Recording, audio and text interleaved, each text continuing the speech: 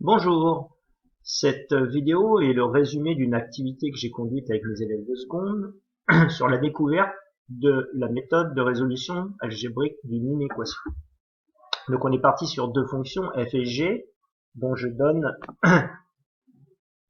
des équations, c'est-à-dire que ici on a la fonction f qui à x associe son image par le produit de ces deux facteurs, et pour g c'est la même chose. Donc on doit résoudre algébriquement l'inéquation f de x supérieur ou égal à g de x. J'ai demandé dans un premier temps aux élèves de représenter les deux courbes sur leur calculatrice et de résoudre graphiquement cette inéquation. Donc on a trouvé ici que cette inéquation était vraie si et seulement si donc x appartenait à deux ensembles de nombres, les nombres allant de moins l'infini à moins 2 et les nombres allant de 1 à plus l'infini. On remarque ici que la courbe de f est au-dessus de la courbe de g, donc entre moins l'infini et moins 2, et c'est vrai aussi pour les nombres allant de 1 à plus l'infini. Donc ensuite, j'ai demandé à mes élèves donc de trouver une méthode algébrique pour résoudre l'inéquation f de x supérieur ou égal à g de x. Alors ils m'ont montré différentes méthodes qui n'ont pas abouti, mais qui étaient intéressantes, et on a pu travailler autour de ça.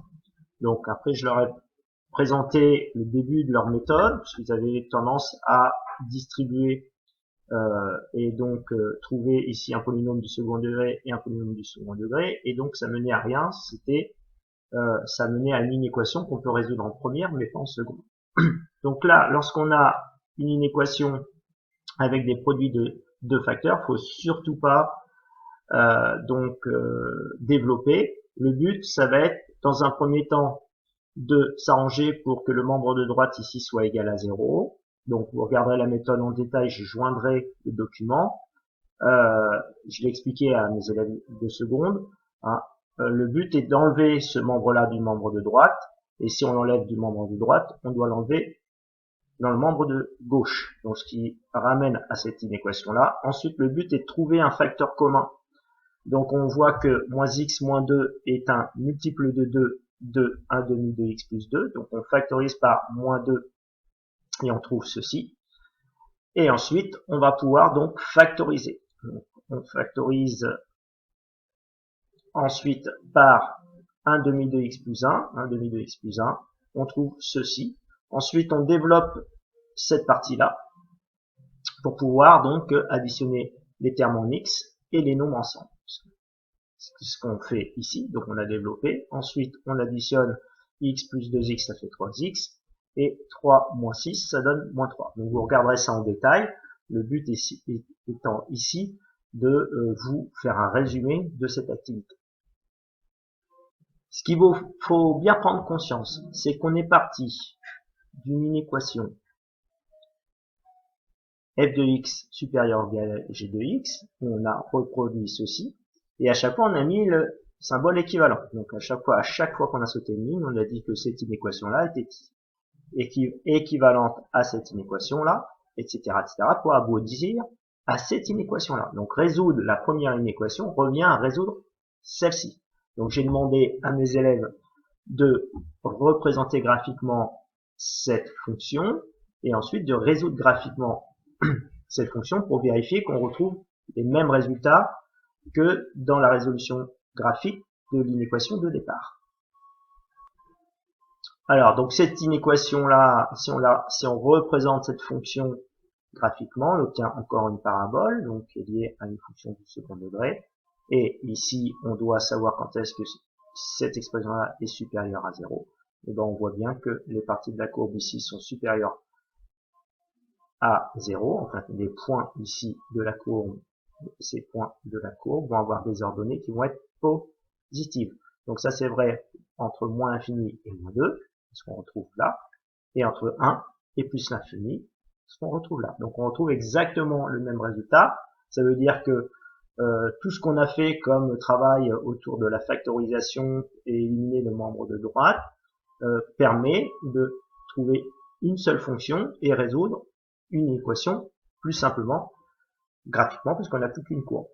Donc maintenant, on n'a toujours pas résolu algébriquement, mais le but c'est maintenant, comme on sait que c'est résoudre f de x supérieur ou égal à g de x, c'est équivalent à résoudre cette inéquation-là, bah ça sera peut-être plus simple de résoudre cette inéquation-là d'un point de vue algébrique. Donc j'ai fait un travail avec les élèves, je leur ai demandé quand est-ce que le produit de ces deux facteurs pouvait être supérieur à 0 ou égal à 0. Donc les élèves m'ont répondu spontanément qu'il suffisait que ce facteur-là soit négatif et que celui-ci le soit également sur le même ensemble de nombres. C'est-à-dire qu'ici, on va voir un nombre négatif multiplié par un nombre négatif, ça va bien donner un nombre positif, donc supérieur ou égal à 0.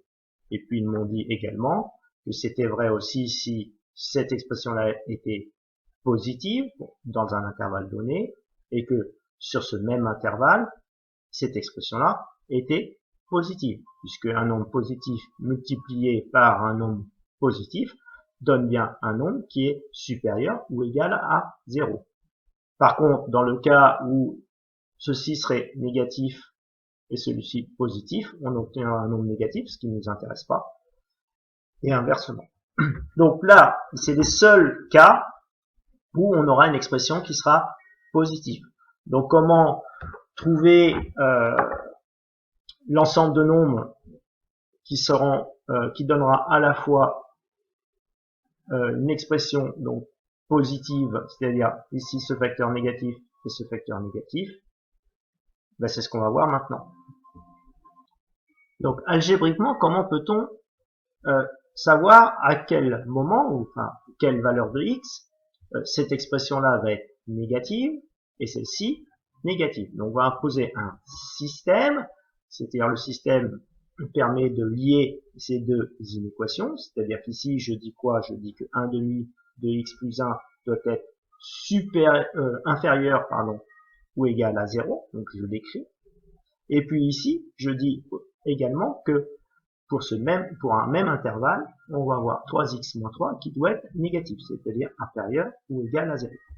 Ensuite, on s'arrange, et vous regarderez ce que j'ai fait pour isoler x, on s'arrange pour isoler x, ce qui fait que ici, on trouve que x doit être inférieur ou égal à moins 2, mais à la fois, il faut que x soit inférieur ou égal à 1.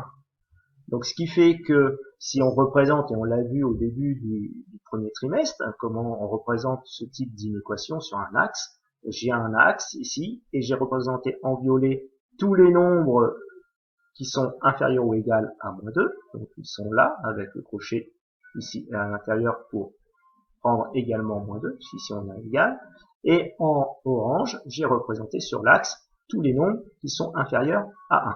Mais le système nous dit, et on le voit ici, c'est qu'il faut à la fois que x soit inférieur à moins 2 et x inférieur à 1. Donc ici, par ce petit graphique, on s'aperçoit que le seul moment où les nombres sont inférieurs à moins 2 et inférieurs à 1, c'est pour les valeurs de x allant de moins l'infini à moins 2. C'est ce que j'ai écrit ici, et ce qui correspond à une partie de la solution, que j'appelais S1, de mon inéquation de départ. Donc maintenant, on va faire exactement la même méthode, mais en utilisant donc le fait que ces deux facteurs doivent être positifs. Donc là, on fait exactement la même chose que tout à l'heure, sauf qu'au lieu de dire que ces deux expressions-là sont négatives, on va dire qu'elles doivent être positives en même temps. D'où le système qui est ici. En faisant, le but va être d'isoler x, on fait exactement la même chose que dans l'exercice précédent, et on obtient qu'il faut que x soit supérieur ou égal à moins 2, et que dans un même temps, x soit supérieur ou égal à 1. Donc, quels sont les nombres qui sont à la fois supérieurs à moins 2 et supérieurs à 1? D'après l'axe qui est ici, et on va retrouver les nombres qui sont à la fois supérieurs à moins 2 et supérieurs à 1, tous les nombres ici qui sont finalement supérieurs à 1. Donc, c'est-à-dire les nombres que j'ai représentés en violet et les nombres que j'ai représentés en orange. Donc ça nous donne une partie de la solution, donc que j'ai appelé S2, qui sont tous les nombres allant de 1 à plus l'infini. Tous ces nombres-là permettent d'avoir une expression, un facteur ici positif et un autre facteur positif, ce qui fait que le produit de ces deux facteurs-là va être positif.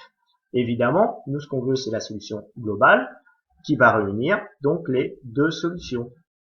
Donc cette solution-là et cette solution-là vont être réunies dans une même solution. Donc comme je viens de le dire, la solution globale S, c'est la réunion de la solution numéro 1 et de la solution numéro 2, qui donne à chaque fois donc un produit des deux facteurs qui est positif. Donc l'ensemble des solutions, c'est la réunion de ces deux ensembles. Alors, cette méthode est un peu compliquée pour un élève de seconde qui démarre dans les inéquations, mais ceci dit, il faut savoir le faire.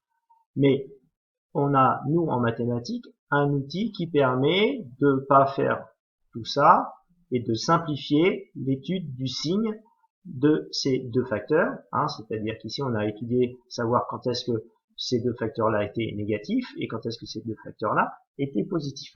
Ben, on va utiliser un outil qui s'appelle le tableau de signes. Là, on va voir comment établir un tableau de signes pour étudier le signe de nos deux facteurs. Donc, comment se présente un tableau de signes? Ben, ici, déjà, on va donner les valeurs de x qui définissent la fonction. Ici, on a travaillé sur R, c'est-à-dire entre moins l'infini et plus l'infini. Ensuite, ici, on va étudier le signe du premier facteur. Ce facteur, c'est 1/2 de x plus 1. Donc ici, on met 1/2 de x plus 1. Donc on va étudier le signe de 1/2 de x plus 1. Ensuite, on va étudier le signe du deuxième facteur. Le deuxième facteur, c'est 3x moins 3. Donc on va étudier le signe de 3x moins 3. Et le but, ça va être d'étudier en fait le signe du produit de ces deux facteurs. Voilà, donc utiliser le signe de 1/2 de x plus 1, facteur de 3x moins 3. Donc maintenant, qu'est-ce qu'on va devoir faire? Dans un premier temps, on sait que, d'après la résolution graphique qu'on a faite à travers l'activité, il y a deux nombres qui se dégagent, c'est le nombre moins 2 et le nombre 1. Le nombre moins 2, c'est le nombre qui permet d'annuler cette expression. C'est-à-dire qu'ici, si on a 1/2 fois moins 2 plus 1, le résultat va être égal à 0. Donc, tout simplement, dans notre tableau, on va reporter ce nombre qui va nous servir, moins 2, et on dit que lorsque x vaut moins 2, alors 1/2 de x plus 1 vaut 0. On va faire exactement la même chose ici. On avait vu qu'il y avait un nombre qui se dégageait, c'était le nombre 1. On va l'écrire ici parce que ce nombre 1, lorsque x vaut 1, alors ici on a 3 fois 1 qui vaut 3, 3 moins 3, ça fait 0. Donc ici, on va sur cette ligne-là dire que lorsque x vaut 1, 3x moins 3 vaut 0. Ensuite, nous, ce qu'on veut, c'est le produit de deux facteurs. Donc, on sait ici que si x vaut moins 2, ce facteur-là va être égal à 0. Ce facteur-là va être, là, on va avoir moins 2, ça fait 3 fois moins 2, ça fait moins 6. Moins 6, moins 3, ça fait moins 9. Donc, on va avoir 0 fois moins 9. On ne marque pas ce moins 9. 0 fois quelque chose, ça donne 0. Et si, ici, on a x qui vaut 1, ici, on va avoir 1/2 plus 1, ça va faire donc 3/2. 3/2, on ne le met pas ici, on met que les 0, mais 3/2 fois 0, ça donne bien 0. Ensuite, on va tirer des traits. On va tirer des traits au regard de moins 2, passant par les 0, et on fait la même chose de l'autre côté. Maintenant, on va étudier le signe de chaque facteur. Donc, je passe les détails, on verra ça en cours. Pour pouvoir déterminer le signe de chaque facteur, on va très rapidement le faire en regardant ici le nombre qui est devant le x. Or, le nombre qui est devant le x, c'est 1/2. 1/2 est un nombre positif. Donc la règle voudra, on l'expliquera, que si le nombre devant le x est positif, on mettra des signes positifs à droite de ce qu'on appelle la racine. C'est là où il y a un 0. Donc à droite du 0, on met un plus. Qu'est-ce que ça veut dire? Ça veut dire que si je prends n'importe quel nombre de moins 2 à plus l'infini, ce facteur-là sera positif. Voilà. Donc ici, si je prends 1, ben on a 1/2 plus 1, ça fait 3/2. 3/2, c'est bien un nombre positif. Donc là, c'est pareil, si on prend un nombre, par exemple 0, 0 c'est bien un nombre compris entre moins 2 et 1, ben 1/2 fois 0, ça fait 0, plus 1, ça fait 1, ça nous donne bien un nombre positif. Là, si on prenait le nombre 2, un nombre qui est compris entre 1 et plus l'infini, on prend 2 donc, pour x, donc ça fait 1/2 fois 2, ça fait 1, et 1 plus 1, ça fait 2. Et 2, c'est un nombre positif. Alors, on voit ici que la méthode fonctionne. Alors, qu'est-ce qu'on met à gauche? Ben, on met un signe opposé à celui-ci. Donc, on va faire exactement la même chose de l'autre côté. On repère le nombre qui est devant le x, qu'on appelle le quotient du vecteur, une fonction affine. On regarde s'il est positif. 3 est positif. Donc, on applique la même règle. À droite de la racine, on mettra un plus. Et à gauche, on mettra le signe opposé de ce signe-là. Donc, il s'avère qu'ici, ces deux nombres-là sont positifs. Donc, ici, on a des nombres positifs à droite des racines. Ensuite, qu'est-ce qu'on fait? Eh ben, on n'oublie pas qu'on doit étudier le signe du produit de ces deux facteurs-là. C'est-à-dire ce facteur-là fois ce facteur-là. Donc, ici, on voit que entre moins l'infini et moins 2, les nombres qu'on va trouver pour 1/2 de x plus 1 et 3x moins 3 vont être tous des nombres négatifs. Donc on va obtenir des nombres négatifs, multipliés à des nombres négatifs, et on sait que des nombres négatifs multipliés à des nombres négatifs donnent des nombres positifs. Par contre, entre moins 2 et 1, on a cette expression-là qui va être positive. Cette expression-là, par contre, va être négative. Alors, si on prend le nombre 0, qui est compris entre moins 2 et 1, 0 fois 3, ça fait 0. 0 moins 3, ça donne bien un nombre négatif. Donc, on va voir ici un nombre positif entre moins 2 et 1. Ici, un nombre négatif. Lorsqu'on va multiplier ces deux nombres-là, un nombre positif multiplié par un nombre négatif donnera un nombre négatif. Et puis là, on a deux nombres positifs, hein, lorsque x est compris entre 1 et plus l'infini. Donc, deux nombres positifs que l'on multiplie ensemble donne forcément un nombre positif. Et on se rappelle que nous, ce qui nous intéresse, c'est de résoudre quand est-ce que cette expression-là est positive. Donc on va repérer dans le tableau de signes les endroits où le produit de ces deux facteurs-là est positif. Donc moi je prends l'habitude de les encadrer.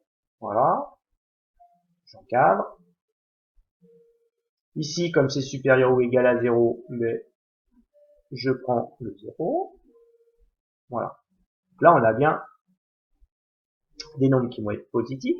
Et ça se passe entre moins l'infini et moins 2. Donc, comme j'ai qu'une équation à résoudre, je peux montrer qu'ici, je prends les nombres allant de moins l'infini à moins 2 compris. Là, je repère aussi que j'ai un plus. Je fais exactement la même chose.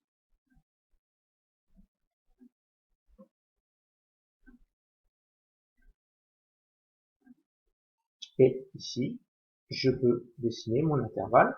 C'est pas une obligation, mais on peut le faire parce que, encore une fois, on n'a qu'une équation à résoudre. Donc là, qu'est-ce qu'on voit? On voit que cette inéquation-là est vraie pour tout x appartenant à la réunion de ces deux ensembles. Voilà, donc on a trouvé de façon algébrique et avec un outil qui s'appelle le tableau de signes le résultat de cette inéquation-là, qui, je le rappelle, répondait à la première inéquation qui était de résoudre f de x supérieur ou égal à g de x. Hein. Ça, c'est vrai pour tout x appartenant à la union de ces deux ensembles, puisque résoudre ceci était équivalent à résoudre ceci. Voilà, ainsi s'achève ce résumé de cette activité. J'espère que vous l'aurez bien compris. N'hésitez pas à regarder le document que je joins à cette vidéo et n'hésitez pas à faire des pauses pour bien analyser tout ce que je viens de dire. Allez, je vous dis au revoir. Ciao, ciao.